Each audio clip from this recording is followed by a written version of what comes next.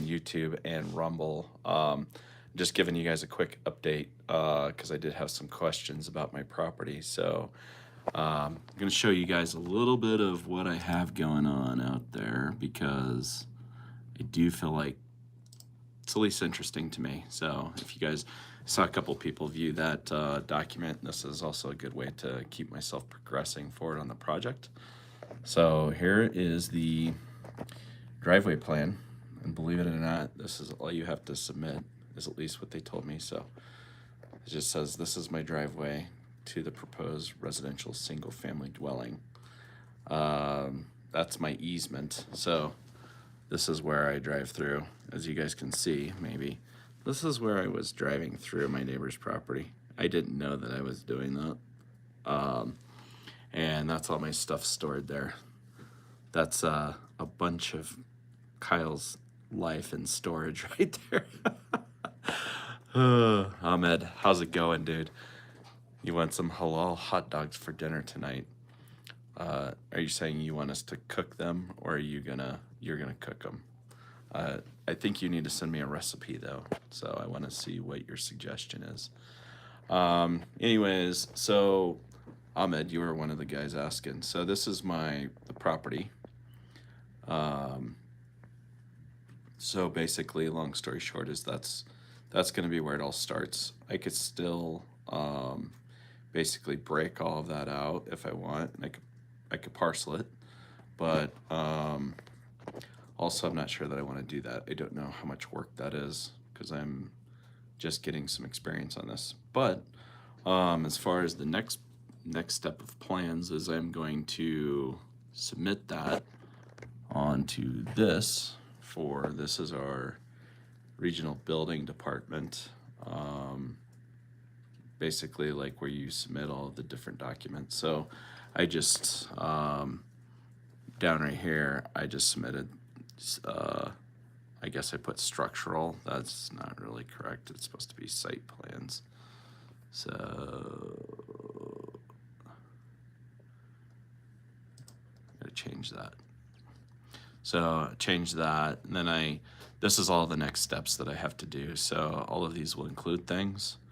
So part of that list is right here, where I have like my plan information, goes through all the guys, the contacts and stuff. So the single housing requirements, basically talks about all this stuff. Bloodstained Believer, I am actually, I have trailers out there, so they're like construction trailers. And according to the regional building department, at least here in Colorado, if they are built after 1975 or later, then they've been approved. So they've been like VIN stamped, which is like the vehicle identification number, but that means that structurally, like the mechanical, as far as the heating, the air conditioning, the electrical, doors, windows, the whole layout has been approved on that level. So that is part of what I am doing, is making sure that that's all compliant, so that, because part of the issue is I originally put that this was just storage, so I did a permit that it was storage and not being housing. And nobody normally cares what you do in the country because that's like 45 minutes away from everything. But when you have special neighbors, they they like to create issues for you, but that's okay. So O2AK, I can't read what you wrote. I'm not 90% done to start building. I'm initiating the process basically. So that is what's happening. So when I'm going through this, so so the 90% that you're saying is done sounds like it is, but I'll give you the quick rundown so you kind of know where I'm at, and then as people follow through this project, they'll have a little bit of comprehension on what's involved, as well as myself. I could go back and Dear Diary this. So The requirements are here, single family housing requirements. So each place needs an address. So I have actually done that. Well, I've done that for one, but I haven't said that I haven't indicated that I'm building a second property for this right here. So the zoning about residences with windows and heat, supposedly that is part of that question that you were saying, Ahmed. So like when we're talking about the zoning, it's talking about that being included, assuming that my power delivery and storage, because I am planning to do this off grid. So then when I'm also looking with this, it says trailers may have to comply with electrical, septic, etc. That's part of that pertains to that component as well. So meaning that the electrical will be part of that, the mechanical, but the septic right here is going to have its own, that's actually part of that's gonna involve the health department. So anything that is like container based, as far as what they tell me, that will be part of that conversation. So I may even just initiate the second address and see if there's a department that says for numerations. So they will also, I guess, approve or deny that. But the first address can get an address when I submit plans. So I already have that part done. So that's done in a department called enumerations, and they basically just indicate what you're doing, and so that you have an address and they can run out there and look at your work or whatever. So then this next part was talking about before 1975 won't get permitted. So I don't know if that's like asbestos or lead-based paint based issues. So there's a lot of that was pre-1975. And so that's what I was talking about earlier, but the date, supposedly the manufacturer date, is posted inside of the electrical panel or closet, which I haven't actually been able to find. I've been able to find little hints, but and so it must meet riveted plate picks meet. I don't know what I meant when I wrote that. But I got to send those pictures. I have some pictures of some of this identification type material, and I also have titles. So I guess here's a little bit of my, so I have like this information for the contacts down there, and then I have like these, can you guys still hear me? Sorry, I think it blocked out for a minute because I was getting a voicemail. So simple, yes, but there's like probably 100, maybe 150 simple items, and each simple item has another line item of like, well, it's got to be done, but it has to be done this way. So like I already have like an off-grid solar setup, but I do not have UL compliant batteries, for instance. And then I also, so I have to get a UL compliant battery, but then I also have to, I can run my generator as a backup source of energy, but I cannot run gasoline or like some sort of small tank, but they don't designate what size tank. So, Bloodstained Believer, do you pay taxes on the land or multiple? Because once there's another address, it becomes its own property and you will pay taxes on it and it will have its own value. So I do believe that doing this will probably increase the taxable value. I don't know if I own both properties, they might lump them together, but if they have their own separate address, then I might get separate tax bills. Currently, I pay tax bill. It's like $1,200 a year to maintain the property. Um, I don't understand the law there. Why do you have to be available? What do you mean available? You shouldn't show people that stuff. Well, this is nothing that I'm showing is, I didn't put any, I guess, private information. I don't think that the titles are any sort of big deal. But the address and all of that, and like the plan ID, so all that's confidential. So, sales. So you sold the land. Um, so you sold the land. No, I didn't sell the land. I still have it. I've owned it. So I had this particular deal for about 5 or 6 years. Um, Bloodstained believer, our house value went down, but our land value went up this year.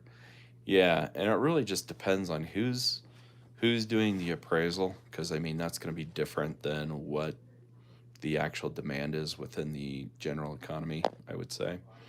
Um, so I'm going to look back at this, but this is basically talking about that won't be permitted. This is talking about, I think I found that information, but I don't quite know. So this must meet, let's see, county zoning is 835, and that's agricultural. So that means that I can put 2 houses out there, but it's technically zoned for, the A35 is more for ag, so like farming and animals and stuff like that. And it can be, we got all crazy. So this can be changed, so you have to pick the path of residential, which I have. I have to go through and do the data sheet, which is this thing of being compliant with doing the tie downs. So I have that somewhere too. I don't know. Let's see. We also found out we pay more for 2 broke down sheds on our property. So they gots to go this year. Time to bust out the Sawzall. Let me see. I think I have this tie down thing. So here was my original. I have my original, you guys can see this. So this was the original sketch of the storage. So that's like, in essence, it's still the same driveway sketch, but to show my trailers, I ended up doing a little bit different arrangement with them, which nobody gave me too big of a issue over that. And I mean, I don't know what they really will do with that, but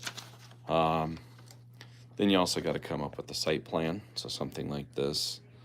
I think that this is kind of interesting just to see. So like, how far back are you building from the property line? Where's your easement at? Then there's different setbacks and stuff like that with whatever you end up planning. Obviously, the vast majority of my plans are going to be fairly far back from the property line just because I have so much space out there. And then you just identify, like, so here it's just one accessory structure for storage of personal use. So that's just all that is. Where's the rest of this? So I do have, what's cool is that make sure your driveway is set up right the first time. Look for anything that will collapse it or wash it out. If you see anything, reroute it. So what's interesting about that is when I'm looking at that, so like through here, Bloodstained Believer, I have, you see these anti-erosion mounds? These are like, they're actually kind of like going over the whoopties. So I don't know if they're going to allow those to stay in there, but basically at this point, I don't even get enough water to wash out anything. And And this is like the high point of the, what do they call it? What do they call that area? The high plains. So the highest point of the high plains in the United States. So it's like 62 or 6,400 feet of elevation. So we're really high up. So not even a whole lot of moisture accumulates. There can be like snow drifts and stuff like that, but never enough to cause much runoff or even during the rain. More so the issue I hear is actually wind. So I get wind probably up to somewhere around 100 to 120 miles an hour, maybe, something like that. So wind energy is definitely very popular, as well as solar, because I have 0 trees on my property. So then there's just, let's see, very minimal in terms, I don't know what that meant, but heat, AC, vents, and fans, which I actually already, the cool part about construction trailers is this, I believe, is already built in. Cisterns may be acceptable, as well as septics, and that's something where definitely going to have to do the, contact the health department in that aspect. Emmy, thank you. I probably have some sort of similar, I don't know, similar geographic regions to the Vikings, but it's mostly Scottish and Irish. Bloodstained Believer, good luck with the wind up there. We live at the highest point here. I can walk up the hill and be there in 2 minutes, and the wind is unforgiving. I watched a trampoline fly away. Yeah, and that's honestly, that's about the same thing that happens. So if your trampoline's not secured to the ground, it's definitely taken off. We will have it happen. There's sometimes, there's tornado warnings. I don't think we've ever had any super serious ones. Tenma, how are you? You guys got a lot of wind there too, Bloodstained Believer. It's actually one of my future projects. I'm actually thinking about creating wind power generators because I feel like I'd like to diversify my power production. So that's one of the thoughts that I'd like to pursue there. So I'm going to start here with water storage, and same with the sewage. The sewage would never actually go into town. It's too far, but the cistern is just in lieu of a well right now. So I just do that and have it filled up, basically. As far as, sorry, let's see what I have. Can solar permit with the backup generator. So currently I only have about, I think I only have like 1,200 watts per hour. And that's definitely not enough to run a house on. I'd say probably like the average house, like a larger, like a mid-size house would probably run on 2,500 to 3,500 watts. Now, granted, a lot of the things that I'll use will probably be very efficient in terms of energy consumption, and things like my fridge might just be better to run on propane until I produce enough electricity. But I can tie into the grid, but it's going to cost, when I do the projections on this, this to tie over to my neighbor, because there's so much space from me to him, is about $20,000 to $30,000. $20,000 if I go above ground with power lines, which would ruin my view, and $30,000 below ground. Then you just have to have an outside disconnect for the power, I think. All solar and batteries, ESS must be UL listed. So I don't think that I'm compliant with that right now. Bloodstained Believer, you said I helped my friend next door to hook up a wind turbine. He set up a few split and one wind. He's going to double his system this year. That's pretty cool. Where did he get his wind turbine? I did actually get a cheap Chinese one, and it blew itself apart. That's how bad the wind was. So I got to come up with something that's just built or engineered for more powerful winds. I set it up on top of my semi trailer, and it unscrewed the lock nut on it. So maybe even next time, I don't know if maybe it burnt out the brake on it or the brake didn't work, but oh, you helped your friend do solar. Okay. And a few solar. Okay. Yeah, I mean, there's some pretty good things like plans out there. I elected to go with Harbor Freight panels because they stand behind their stuff and they're local. So if one cracked or got destroyed, I could just run over to the store and swap it out and not have to wait for it to ship and argue with people about warranties and stuff. I can ask them and give me give me 1 second. I'll be back. Okay. I mean, I'm just curious. I'm gonna keep going just because I got this list, but we'll need a transformer. So right now I do have an inverter, but I do not. Actually, I do have a transformer. I just have this cheapie from Walmart that I got online. You do have to submit plans for solar, and I don't remember what it means as far as a 1 to 3 wire diagram label. I'm gonna have to look at that. And NRTL 13 to 14 kinds, I think that's like the approved style of wiring that you can do. And my left arm.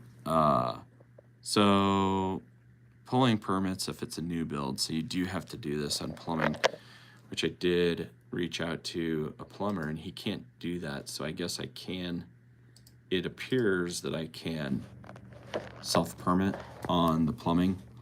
And for septic, I think I could do that too, but I'm going to have to reach out to the health department. If you got water line, you got to dig it down 4 feet, and you got to heat trace it so that the water line doesn't freeze. Sewer hookup, building, and you got to do the drain. I don't know exactly what that means, so I'm gonna have to get more clarification once I go down the plumbing avenue. But one of the guys was like, maybe you should just do a workshop instead. But the problem is I can't, like, I have people that want to live out there, and it's definitely more, it's worth more in current terms of rent, but also equity if you go through all of the banging your head against the wall, apparently. So, but it's certainly more work. I do need to see if I have water rights out there. I couldn't tell in my paperwork. I'd assume that I do, but I don't know that for sure. The well and septic will know about water and mineral rights, so I'm gonna call them. That's actually something I could do and just get that off my list for now.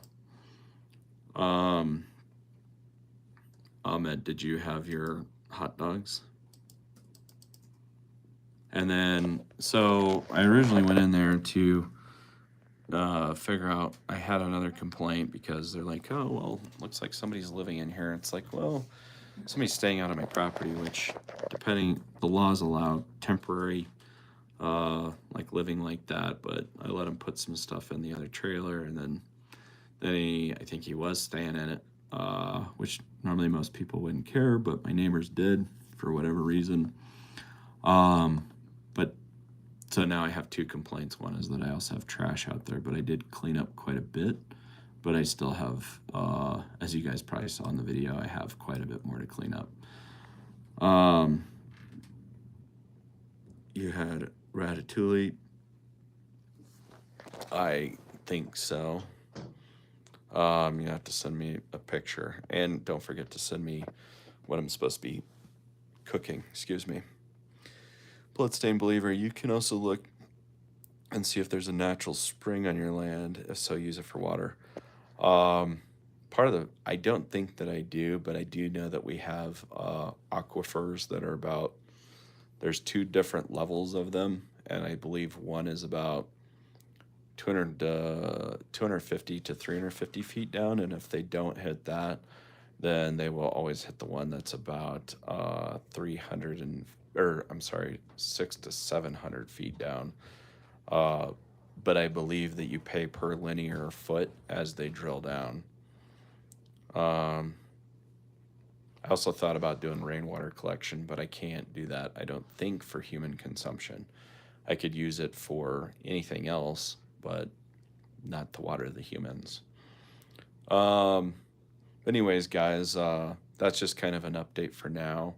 And so I'll update you as I go through and do that. And then it's just kind of I'll probably create like its own series of videos. So if somebody just wants to watch that, then we have that specifically set aside. Ahmed, you said, oh, sure, I've already wrote a recipe. It's simple. It's called Tajin al-Jaban. Okay. Well, send it to me and I'll cook it up. I just got my meal prep, so probably after I go through all of that. But guys, nice to chat with you today. Ahmed and Bloodstained Believer. I don't know who else was on, but Tenma I remember. But your well is 75 feet. My friend's next door is 150, and it took a minute to pull his by hand. Oh, wow. That's impressive. Did you do that by hand? I was contemplating figuring out how to do it myself, but I was like, I don't know if I'm supposed to do this, but also I don't know. Well, I guess what is the risk? I probably don't have like any gas lines running out there, but I guess I could probably call the locate company like I did for the sewer project. Thank you, Bloodstained Believer. Curious to hear more about your property too. It sounds interesting. Well, guys, have a great day. God bless y'all. And I'll probably be back on later. I think I'm going to work on the scooter. So peace out. Have a great day. Bye-bye.